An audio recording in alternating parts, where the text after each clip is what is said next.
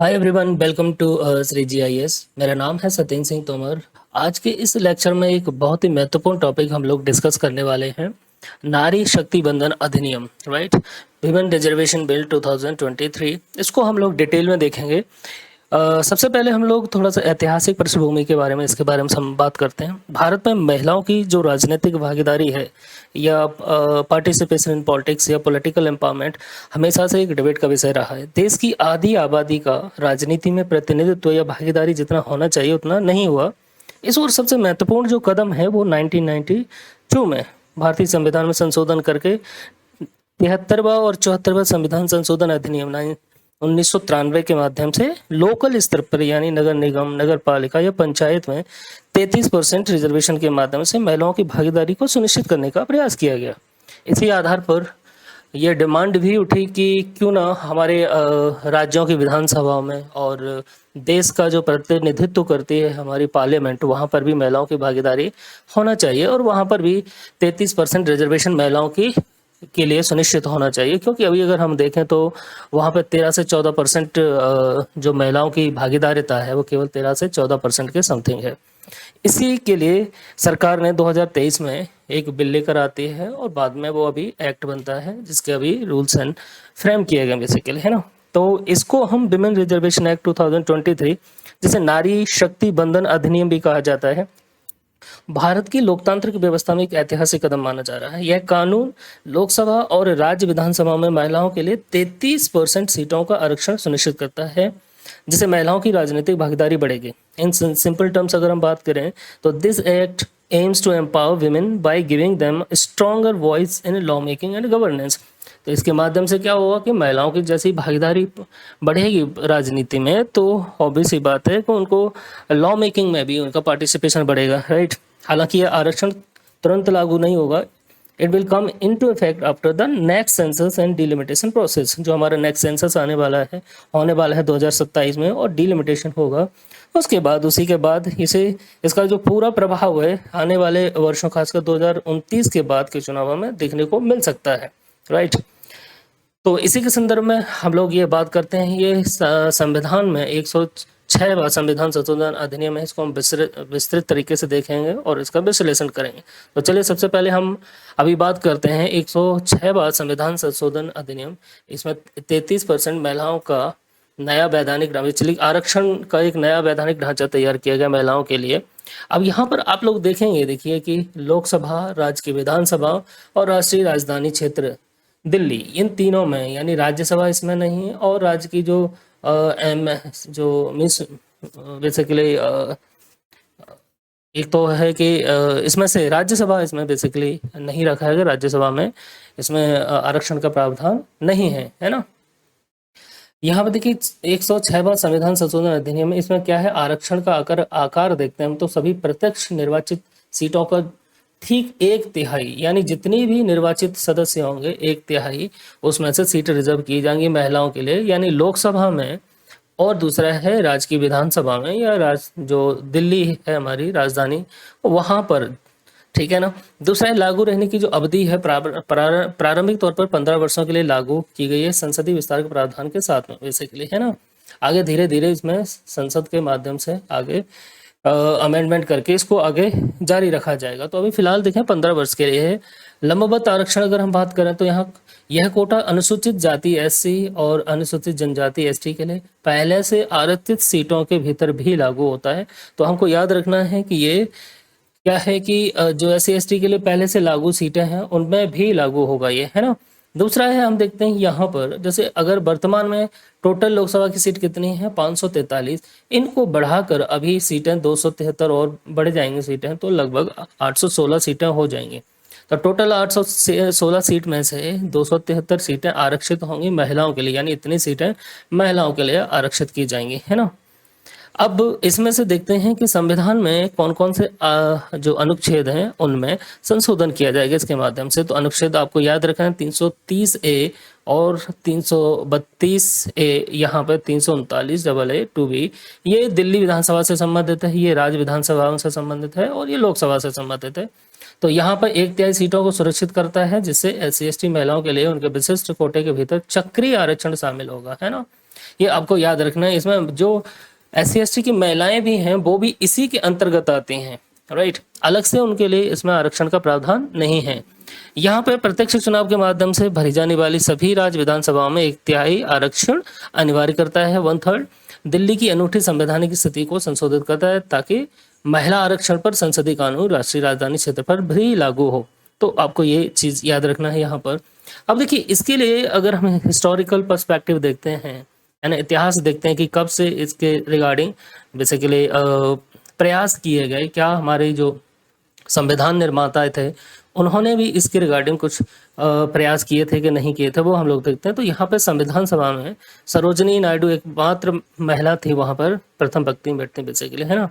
तो यहाँ से स्टार्ट हुई थी। कुछ लोगों का कहना था कि महिलाओं को रिजर्वेशन दिया जाना चाहिए, कुछ लोगों का ऐसा था कि रिजर्वेशन नहीं दिया जाना चाहिए। तो उस समय तो टाल दिया गया था ये। 1996 में पहला प्रयास किया गया, जब अटल बिहारी वाजपेयी जी प्रधानमंत्री थे, तब एक आरक्षण विधेयक प्रस्तावित हुआ, लेकिन बहुमत की कमी के कारण ये विफल हो गया था। यानी उनका लोकसभा में बहुमत नहीं था ना, तो इसकी वजह से ये नहीं ला पाए। 2010 में फिर एक बार प्रयास किया गया, राज्यसभा से मंजूरी मिली, राज्यसभा से ये बिल पास हुआ, लेकिन लोकसभा में ये अटक गया, कोलैप्स हो गया था बेसिकली। अब बात करते हैं अल्टीमेटली 2023 में, एक ऐतिहासिक दिन था उस समय। नए संसद भवन में पारित पहला विधेयक लोकसभा है ना, और यहाँ पर राज्यसभा दोनों ही सितंबर को राष्ट्रपति द्रौपदी मुर्मू ने हस्ताक्षरित किए थे बाद में। तो यहाँ पे सितंबर 2023 को ये विधेयक पारित होता है। अब यहाँ पे कार्यान्वयन फाइनल आरक्षण लागू करने की जो शर्तें हैं उनके बारे में हम लोग देखते हैं बेसिकली कि डेटा इनपुट अगर हम बात करें 2011 या नवीनतम जो जनगणना डेटा रहेगा, संशोधन के बाद पहली आधिकारिक जनगणना का प्रकाशन होगा, उसके आधार पर बेसिकली ये है। प्रोसेसिंग परिसीमन आयोग का गठन होगा, जनसंख्या के आधार पर निर्वाचन क्षेत्रों की सीमाओं का पुनर्निर्धारण किया जाएगा, ठीक है। दोबारा से फिर परिसीमन होगा निर्वाचन क्षेत्रों का उसके बाद से, ठीक है। और ये माना जा रहा है कि 2029 के आम चुनाव से ये आरक्षण जो है लागू हो जाएगा। अनुच्छेद 334A का प्रभाव देखें, कानूनी तौर पर आरक्षण तब फ्रीज है जब तक यह क्रमिक परिसीमन प्रक्रिया पूरी तरह से संपन्न नहीं होती। तो अभी जब देखेंगे सीटों का जो विस्तारण है जिसको हम बोलते हैं, वो 2026 तक क्या है, फ्रीज किया हुआ है, ठीक है ना। अब यहाँ पर देखते हैं हम, देखिए जो सीटों का चक्रीय घूर्णन है इसके रिगार्डिंग हम लोग देखते हैं। ये क्या होगा, जैसे सपोज दैट कि हमारे यहाँ पे 543 सीटें हैं, है ना, और 543 सीटों में क्या होगा कि फिर ये ऐसा नहीं होगा कि सीट कोई फिक्स हो गई किसी महिला के लिए, ऐसा नहीं होगा। उसको क्या रोटेशन बेसिस पे चीज़ें रहेंगी, हैं। यहाँ प्रत्येक क्रमिक परिसीमन के बाद आरक्षित सीटें अलग अलग निर्वाचन क्षेत्रों में घूमेंगी, यह सुनिश्चित करते हुए कि कोई एक क्षेत्र स्थायी रूप से केवल महिलाओं के लिए लॉक ना हो। समझ में आ रहा है। सपोज दैट कि एक पर्टिकुलर कोई डिस्ट्रिक्ट है, वहाँ पर इस बार महिलाओं के लिए सीट आरक्षित है, लेकिन फिर अगला जो परमिशन होगा उसके बाद हो सकता है कि वहाँ से हटा के दूसरी जगह रिजर्व कर दिया जाए। ऐसा नहीं है कि वो एक ही जगह लॉक कर दिया जाएगा। अब इसकी चिंता ये है इसको लेकर कि घूर्णन का सटीक तंत्र अभी तक अनिर्दिष्ट है। बार बार सीटें बदलने से राजनीतिक निरंतरता, प्रतिनिधियों द्वारा अपने क्षेत्र के दीर्घकालिक विकास कार्यों पर नकारात्मक असर पड़ सकता है। ये चिंता है लोगों की कि अगर निरंतरता नहीं रही होगी तो प्रतिनिधि अपने जो क्षेत्र हैं वहाँ पर विकास कार्यों पर अच्छे से ध्यान नहीं दे पाएंगे अगर ऐसा हुआ तो, ठीक है। अब यहाँ पर देखिए, कुछ लोगों का तर्क और वितर्क है, हम दोनों की बात करते हैं। ये ऐतिहासिक अन्याय का समाधान है। भाई अभी तक हम ये मान कर चलते हैं महिलाओं के साथ में भेदभाव हुआ, इस आधार पर उनका पॉलिटिकल जो रिप्रेजेंटेशन होना चाहिए, जो पॉलिटिकल एम्पावरमेंट होना चाहिए महिलाओं का, वो नहीं हुआ। कई अन्य देश ऐसे हैं कि जहाँ पर महिलाओं की भागीदारी अगर देखें तो लगभग 50% के समथिंग अफ्रीकन देश हैं, कई जो डेवलप्ड कंट्रीज हैं, वहाँ पर महिलाओं की जो भागीदारी है राजनीति में, जो प्रतिनिधि हैं महिलाएं वहाँ पर, वो लगभग 50% के समथिंग हैं, है ना। जबकि भारत जैसे देश में अभी भी 13 से 14%, 15% महिलाओं की भागीदारी है केवल, अगर हम देखें पार्लियामेंट में ही बन। तो ये जो ऐतिहासिक अन्याय का समाधान एक उस रूप में हम देखते हैं, राजनीतिक क्षेत्र में महिलाओं के एक समान अल्प प्रतिनिधित्व की समस्या को हल करता है। दूसरा है विविध नीति निर्माण में उनकी भागीदारिता बढ़ेगी, लोकतांत्रिक शासन में सच्ची समावेशिता और जमीनी मुद्दों के प्रति अधिक संवेदनशीलता सुनिश्चित करता है। जब महिलाओं की भागीदारिता अगर होगी गवर्नेंस प्रोसेस में। तो जो प्रोसेस है गवर्नेंस प्रोसेस, वो भी क्या होता है कि महिलाओं के अनुकूल हो जाता है ना, और महिलाओं की भागीदारिता बढ़ती है, कई लोगों को एंकरेजमेंट भी होता है बेसिकली। अब यहाँ पे चिंताएं हैं, कुछ कुछ जमीनी चिंताएं, चुनौतियां भी हैं। एक तो सामाजिक आर्थिक अभिजात्य वर्ग है, अमीर शहरी महिलाओं के वर्चस्व का जोखिम, इसमें ग्रामीण और वंचित महिलाएं पीछे छोड़ जाती हैं। तो सबसे बड़ा प्रॉब्लम ये है इसमें कि जो इन्फ्लुएंशियल महिलाएं हैं उनका तो इसमें हो सकता है पॉलिटिकल रिप्रेजेंटेशन बढ़ जाए, लेकिन जो ग्रामीण क्षेत्रों से महिलाएं हैं उनको उतना रिप्रेजेंटेशन ना मिले। ठीक है। दूसरा है कोटे के भीतर, कोटा का मुद्दा भी है, एक 33% के भीतर ओबीसी महिलाओं के लिए विशेष आरक्षण का अभाव जो वास्तविक समावेशिता को कमजोर करता है। जैसे कोटे के भीतर कोटा बोलते हैं ना, तो ओबीसी में भी जो पिछड़े वर्ग की महिलाएं उनके लिए क्या है, रिजर्व कर सकते थे सीट, इनका कहने का मतलब ये है। यहाँ पर मेरिट बनाम कोटा की बहस है। कोटे के कारण राजनीतिक योग्यता और क्षमता की अनदेखी होने का तर्क भी यहाँ पर दिखता है।